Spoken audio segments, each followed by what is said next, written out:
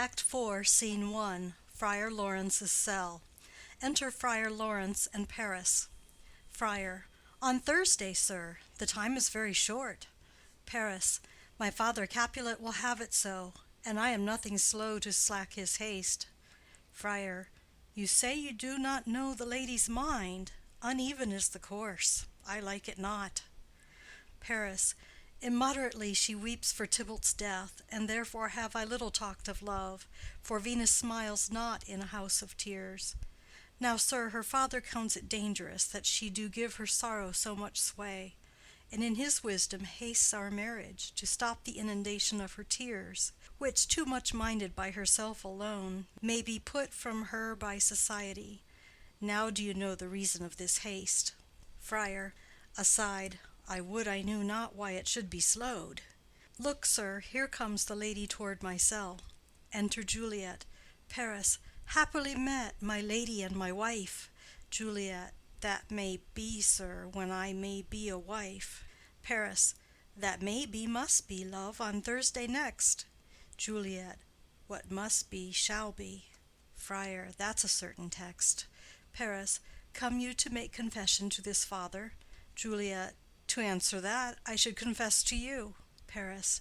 Do not deny to him that you love me. Juliet. I will confess to you that I love him. Paris. So will ye, I am sure, that you love me.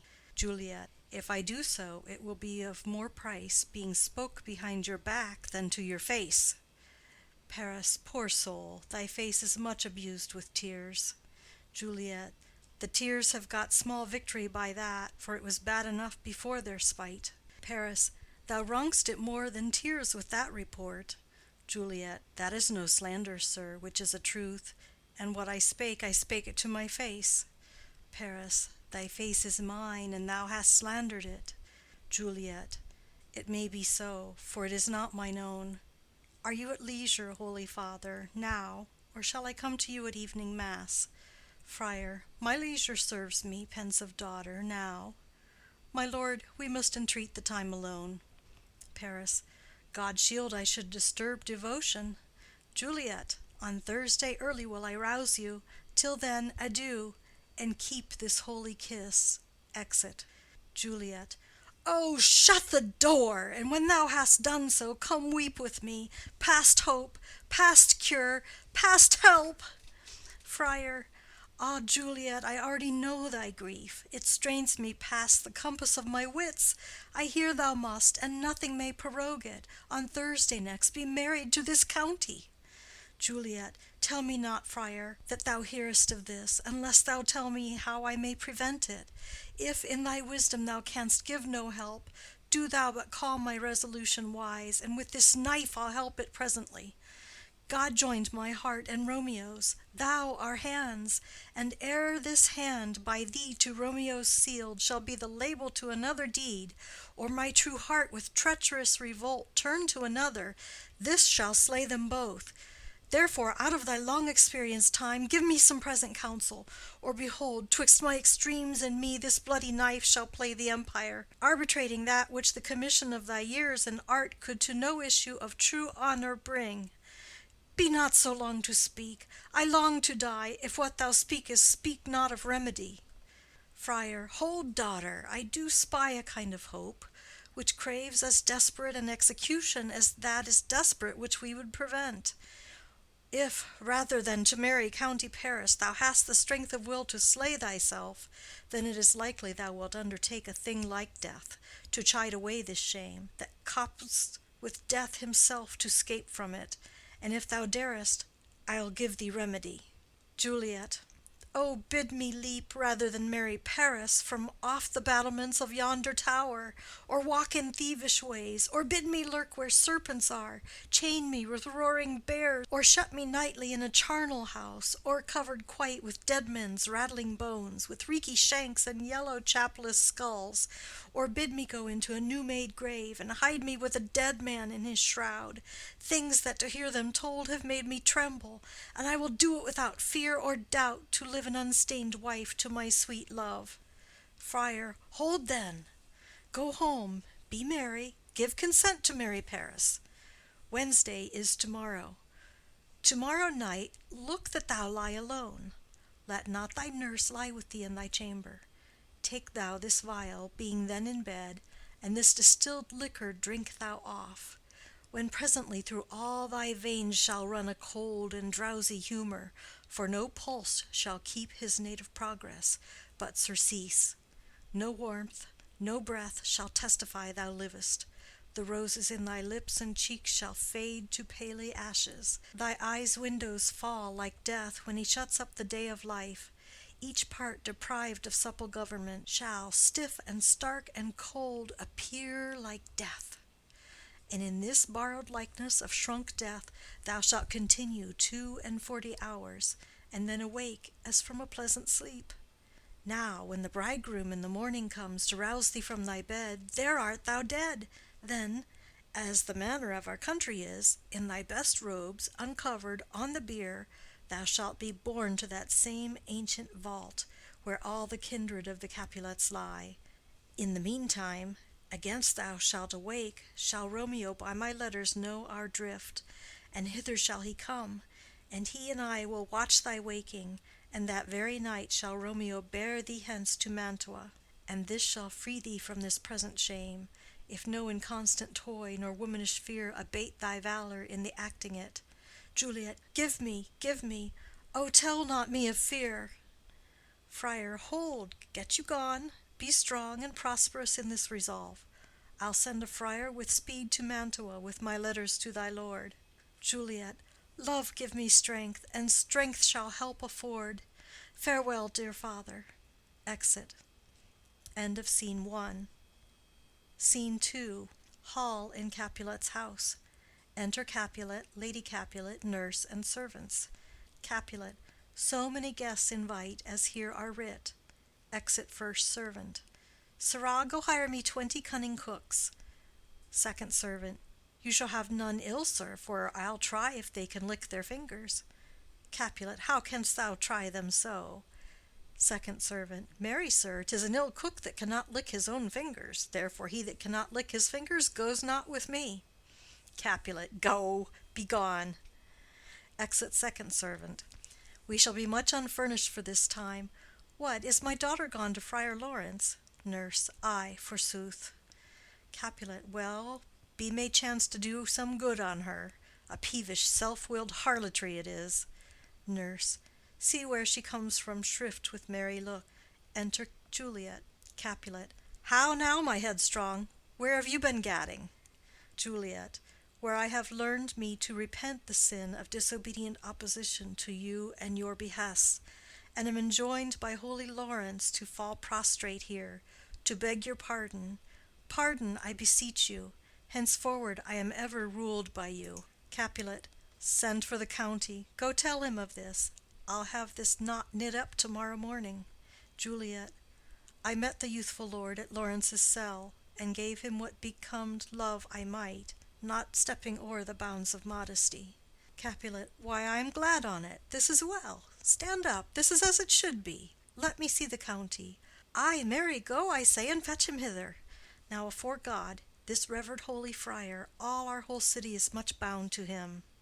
Juliet. Nurse, will you go with me into my closet to help me sort such needful ornaments as you think fit to furnish me tomorrow? Lady Capulet. No, not till Thursday. There's time enough. Capulet. Go, nurse, go with her. We'll to church tomorrow. Exit Juliet and nurse. Lady Capulet. We shall be short in our provision. 'Tis now near night. Capulet. Tush! I will stir about, and all things shall be well, I warrant thee, wife.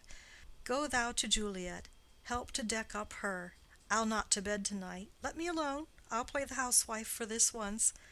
What ho! They are all forth. Well, I will walk myself to County Paris, to prepare him up against tomorrow. My heart is wondrous light since this same wayward girl is so reclaimed. Exit. End of Scene 2. Scene 3. Juliet's chamber. Enter Juliet and nurse. Juliet. Ay, those attires are best. But, gentle nurse, I pray thee leave me to myself to-night, for I have need of many orisons to move the heavens to smile upon my state, which well thou knowest is cross and full of sin. Enter Lady Capulet. Lady Capulet. What, are you busy, ho? Need you my help? Juliet. No, madam. We have culled such necessaries as are behoveful for our state to-morrow. So please you, let me now be left alone, and let the nurse this night sit up with you, for I am sure you have your hands full all in this so sudden business. Lady Capulet. Good night. Get thee to bed and rest, for thou hast need. Exit Lady Capulet and nurse. Juliet. Farewell. God knows when we shall meet again. I have a faint cold fear thrills through my veins that almost freezes up the heat of life. I'll call them back again to comfort me. Nurse! Oh, what should she do here? My dismal scene I needs must act alone. Come, vial. What if this mixture do not work at all? Shall I be married, then, to-morrow morning? No, no, this shall forbid it. Lie thou there, laying down her dagger. What if it be a poison which the friar subtly hath ministered to have me dead, lest in this marriage he should be dishonored, because he married me before to Romeo? I fear it is, and yet methinks it should not, for he hath still been tried a holy man. I will not entertain so bad a thought. How if, when I am laid into the tomb, I wake before the time that Romeo come to redeem me? There's a fearful point. Shall I not then be stifled in the vault, to whose foul mouth no healthsome air breathes in, and there die strangled ere my Romeo comes? Or if I live, is it not very like the horrible conceit of death and night, together with the terror of the place, as in a vault, an ancient receptacle, where for this many hundred years the bones of all my buried ancestors are packed, where bloody Tybalt, yet but green in earth, lies festering in his shroud, whereas they say at some hours in the night spirits resort?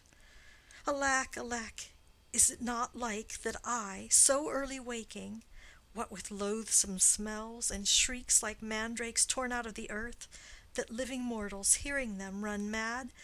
Oh, if I wake, shall I not be distraught, environed with all these hideous fears, and madly play with my forefather's joints, and pluck the mangled Tybalt from his shroud, and in this rage with some great kinsman's bone, as with a club, dash out my desperate brains? Oh, look, methinks I see my cousin's ghost seeking out Romeo, that did spit his body upon a rapier's point. Stay, Tybalt, stay. Romeo, I come. This do I drink to thee. Throws herself on the bed. End of Scene 3. Scene 4. Hall in Capulet's house. Enter Lady Capulet and nurse. Lady Capulet. Hold, take these keys and fetch more spices, nurse. Nurse. They call for dates and quinces in the pantry. Enter Capulet. Capulet. Come, stir, stir, stir. The second cock hath crowed. The curfew bell hath rung. 'Tis 3 o'clock. Look to the baked meats, good Angelica. Spare not for cost. Nurse. Go, you cot queen, go. Get you to bed. Faith, you'll be sick to-morrow for this night's watching. Capulet. No, not a whit. What, I have watched ere now all night for lesser cause, and ne'er been sick. Lady Capulet. Ay, you have been a mouse hunt in your time, but I will watch you from such watching now. Exit Lady Capulet and nurse. Capulet. A jealous hood, a jealous hood. Now, fellow. Enter servants with spits, logs, and baskets. What's there? Servant 1. Things for the cook, sir, but I know not what. Capulet. Make haste, make haste. Exit servant 1. Sirrah, fetch drier logs. Call Peter, he will show thee where they are. Second servant. I have a head, sir, that will find out logs, and never trouble Peter for the matter. Exit. Capulet. Mass and well said. A merry horse, and ha! Thou shalt be loggerhead. Good faith, 'tis day. The county will be here with music straight, for so he said he would. Ah, I hear him near. Music within. Nurse! Wife! What ho! What, nurse? I say! Re-enter nurse. Go, waken Juliet. Go and trim her up. I'll go and chat with Paris. Hi, make haste, make haste. The bridegroom he is come already. Make haste, I say. Exit. End of Scene 4. Scene 5. Juliet's chamber. Juliet on the bed. Enter nurse. Mistress! What mistress? Juliet! Fast, I warrant her, she. Why, lamb, why, lady, fie, you slug abed, why, love, I say, madam, sweetheart, why, bride, what, not a word?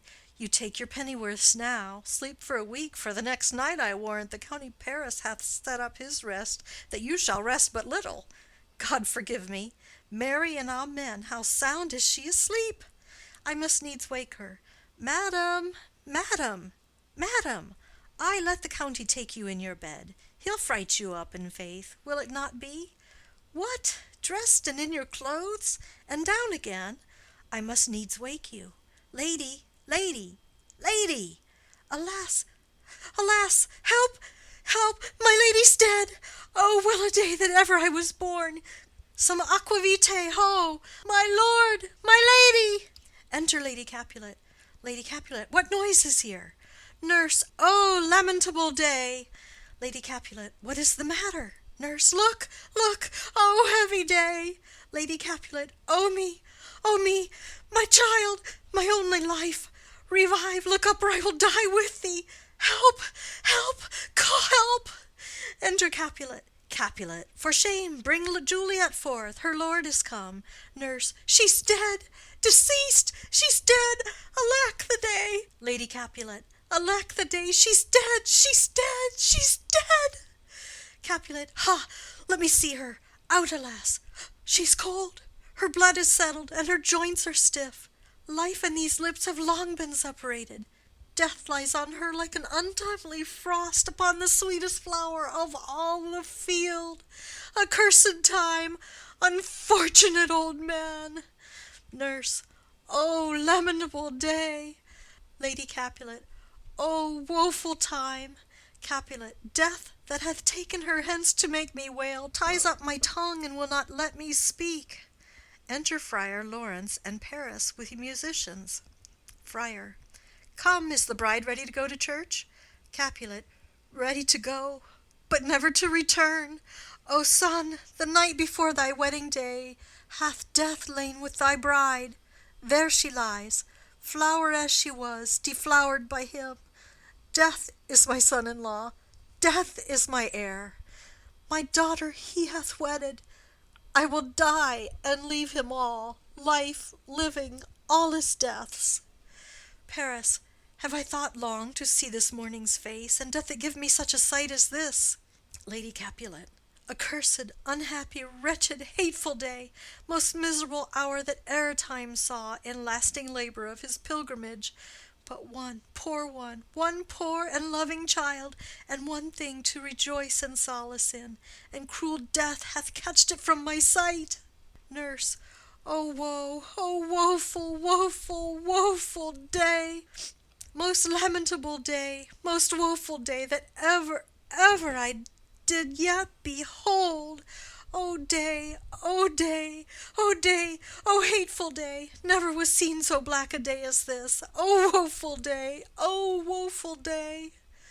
Paris, beguiled, divorced, wronged, spited, slain, most detestable death by thee beguiled, by cruel, cruel thee quite overthrown.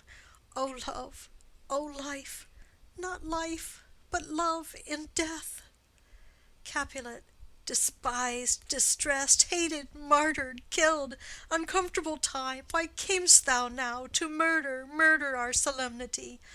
O child, my soul, and not my child, dead art thou, dead! Alack, my child is dead, and with my child my joys are buried. Friar, peace, ho! For shame, confusion's cure lives not in these confusions. Heaven and yourself had part in this fair maid. Now heaven hath all, and all the better is it for the maid. Your part in her you could not keep from death, but heaven keeps his part in eternal life. The most you sought was her promotion, for 'twas your heaven she should be advanced, and weep ye now, seeing she is advanced above the clouds, as high as heaven itself? Oh, in this love you love your child so ill that you run mad, seeing that she is well. She's not well married that lives married long, but she's best married that dies married young. Dry up your tears, and stick your rosemary on this fair corse, and as the custom is, in all her best array, bear her to church. For though fond nature bids us all lament, yet nature's tears are reason's merriment.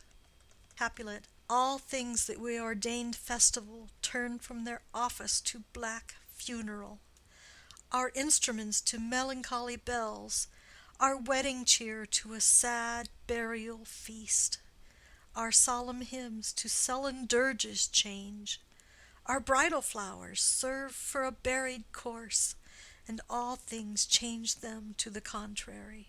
Friar, sir, go you in, and madam, go with him, and go, Sir Paris, every one prepare to follow this fair course unto her grave. The heavens do lower upon you for some ill. Move them no more by crossing their high will. Exit Capulet, Lady Capulet, Paris, and Friar. First Musician. Faith, we may put up our pipes and be gone. Nurse. Honest good fellows, ah, put up, for well you know this is a pitiful case. Exit. First Musician. Ay, by my troth, the case may be amended. Enter Peter. Peter. Musicians, O musicians, heart's ease, and you will have me live. Play heart's ease. First Musician. Why heart's ease? Peter. O musicians, because my heart itself plays, my heart is full of woe. O play me some merry dump to comfort me. First Musician. Not a dump we, 'tis no time to play now. Peter. You will not then? First Musician. No. Peter. I will then give it you soundly. First Musician. What will you give us? Peter. No money on my faith, but the gleek. I will give you the minstrel. First Musician. Then will I give you the serving creature. Peter. Then will I lay the serving creature's dagger on your pate. I will carry no crotchets. I'll ray you, I'll faw you. Do you note me? First Musician. And you ray us and faw us, you note us. Second Musician. Pray you put up your dagger and put out your wit. Peter. Then have at you with my wit. I will dry beat you with an iron wit and put up my iron dagger. Answer me like men. When griping grief the heart doth wound, and doleful dumps the mind oppress, then music with her silver sound. Why silver sound? Why music with her silver sound? What say you, Simon Catling? First Musician. Marry, sir, because silver hath a sweet sound. Peter. Pretty. What say you, Hugh Rebeck?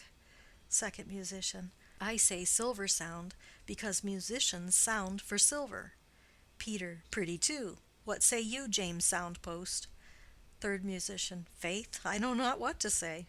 Peter. Oh, I cry you mercy. You are the singer. I will say for you. It is music with her silver sound, because musicians have no gold for sounding. Then music with her silver sound, with speedy help, doth lend redress. Exit. First Musician. What a pestilent knave is this same! Second Musician. Hang him, Jack. Come, Will in here, tarry for the mourners and stay for dinner. Exit. End of Scene 5.